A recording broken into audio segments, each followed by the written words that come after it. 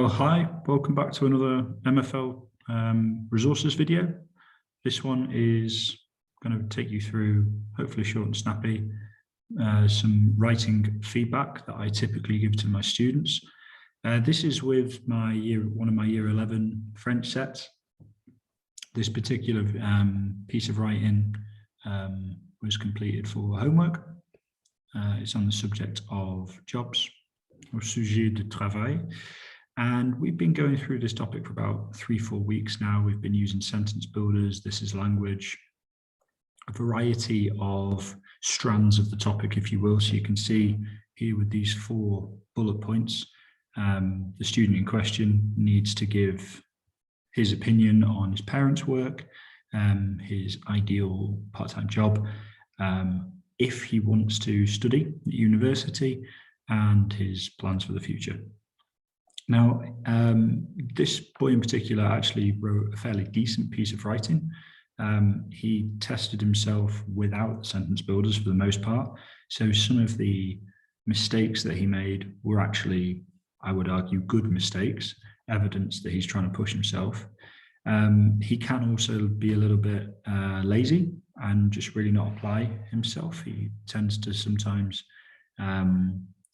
rest on his existing talent, if you will, or his natural ability. He's a bit of a smart kid, but he's also a bit laid back. And so some of the mistakes that he was making were just daft mistakes, really. He himself admitted, yeah, I didn't put the accents in because really couldn't be asked. Not much I can do with that other than to kind of encourage him to just put in that extra 5-10% bit of effort. But I'm also conscious that teachers everywhere can get into a bit of an infinity loop with marking. And I am blessed to be in a department where we have an SLT who are open to not different forms of marking, but are open to us prioritizing progress over paperwork, if you will. Box ticking. So provided marking gets done once a week and there's clear evidence that we're giving feedback, we've got quite a lot of playing room. We've got a lot of room for trying out new things, trying to be innovative, time savers that are also effective.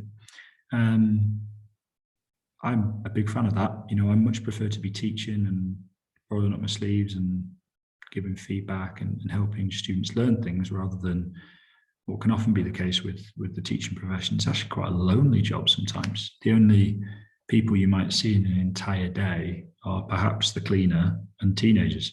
You might not see your colleagues. And so it's actually been a great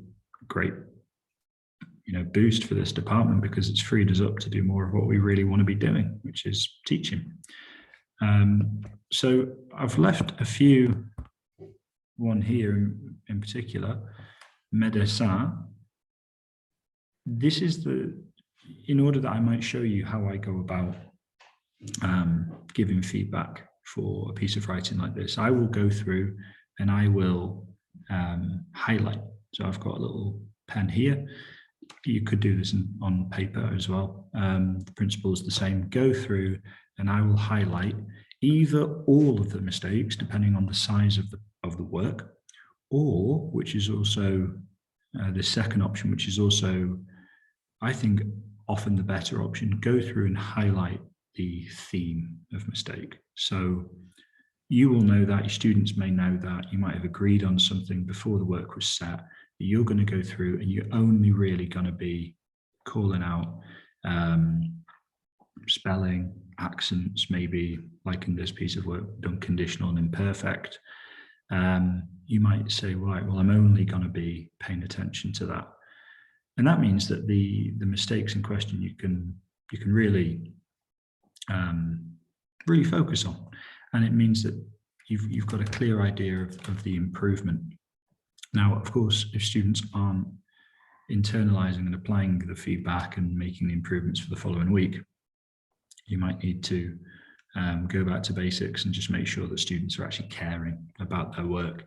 But if you're consistent with different themes of mistakes, at the end of the day, there's no point trying to fix higher order mistakes. if they're still getting the basics wrong.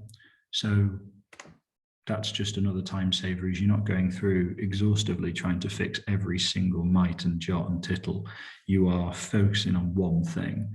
For this young man here, I sat down with him. He was here, and I click record. So up here, you can see on the screen, I go on insert, click record, and here's the recording, by the way. So we did that this morning in class, and I was able to get through half of the class just by giving audio feedback. Well, if an inspector or a member of SLT wants to see the feedback, there's audio evidence of our conversation. And actually what I've been finding is taking a bit of time to ask them questions really builds that rapport. You know, as I say, this boy in particular can be quite difficult, and actually it was totally different one-to-one, asking him questions, giving him praise, and helping him figure out, oh, how can I make a better piece of writing, and trying to get some buy-in in that way. It also meant that I'm not just correcting his work and giving him, you know, the corrected piece of work. I'm not a veteran teacher, but I am of the opinion that that is next to useless unless you've got an extremely diligent, highly motivated student that is going to go through that piece of work and pay attention to all your corrections. I don't think 95% of our students are that student. We've got a few, but frankly, I could give them, you know, all manner of feedback, and because they've got that motivation, that buy-in, it would work. I think for the typical student at the school where I work, this works really, really well. So I tick the box for my SLT and my head of department. Have you given feedback? Where's the evidence of it? Well, it's right here. And it's very pastoral. It's very constructive. They can hear me giving feedback and asking questions. At the end of the day, I want my students to be better linguists, and I want them to be enthusiastic about languages. And hopefully that comes through in the conversations, and the students really appreciate it. And as well, if I set aside maybe a lesson or two, I have 4 lessons with this class a week. If I set aside 2 of those 4 lessons to be reading and listening focused, where teacher input is not, I use the word optional, not that I'm not about and I'm not involved. It's more that I can let them get on with it, and they're accessing comprehensible input. You know, on This Is Language, maybe it's a video and there's a bunch of gap fillers for the text, or maybe they're listening to recordings that I put on a OneNote page with some activities that they can be getting on with.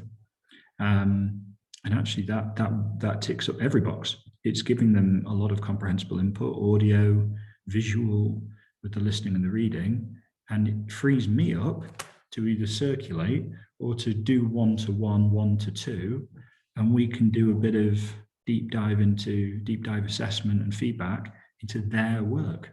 And I feel like that is slightly less quantity in terms of my feedback, but the quality is significantly higher, an order of magnitude higher. And I have noticed already that the buy-in, the improvement in attitude, the improvement in consistent submission of homework, and actually the gradual falling forwards, if you will, based on the feedback that they get, because it's meaningful, all of that's been improved.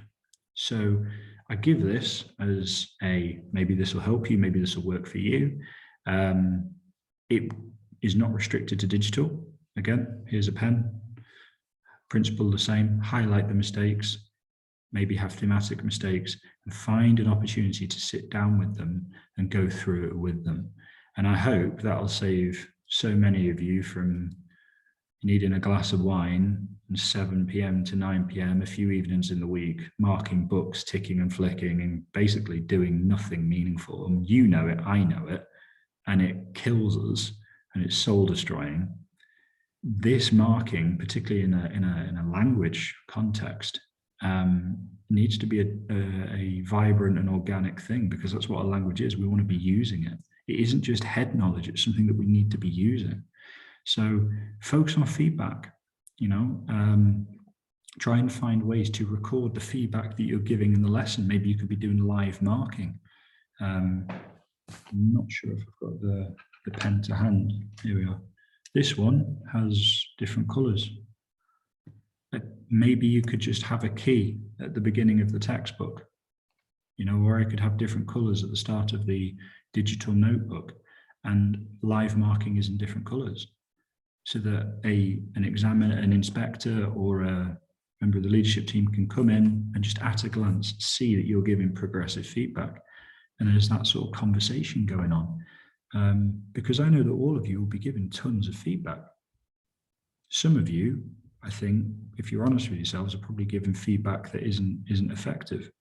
And I don't want anyone to find themselves in the position where they're not doing the job that they love because a box ticking exercise has replaced something that actually can be really useful to both student and teacher. So yeah, I hope that's helpful. That's some of my thoughts and reflections and practice upon time-saving and effective live marking and conversational marking. Gotta say, at the end of the day, we've got to keep the main thing. Teachers have a hand in teaching. Students need to be learning. The learner needs to learn. And if your marking is doing the learning for them and just giving them the finished product, don't really care what the SLT are saying. That's not fit for purpose. And really, it should be resisted, and we should be focusing on that which is effective. And I feel like this is effective. So I hope that's of use to you. Please like, please comment, please share. Let me know your thoughts. Please let me know if there's anything you'd like me to, some activity commentary or anything else that you'd like to see that I do in the languages classroom. I hope you have a great day. Bye-bye.